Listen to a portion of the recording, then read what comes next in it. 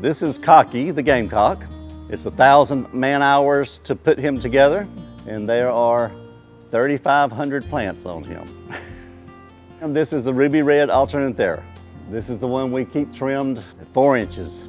This year there is the Hemographus reptans, the dragon's tongue, here around his eyes, up at the top feathers, and at the back of the feathers. Trying to just give it some definition and so it doesn't grow and look like one big red blob.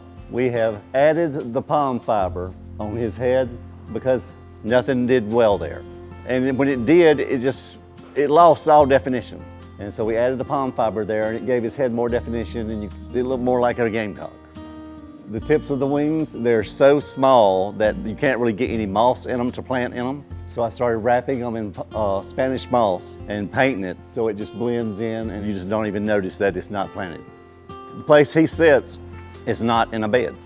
It's actually a concrete and a piece of a bed because he is so huge. So we created a bed under him. And we have this pineapple colia. They love all this moisture that comes from these tails.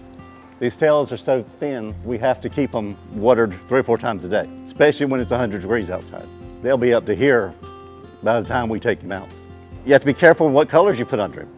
You put orange under here and the Gamecock people are mad. Originally, when we first started with him, the Gamecock Club came and helped.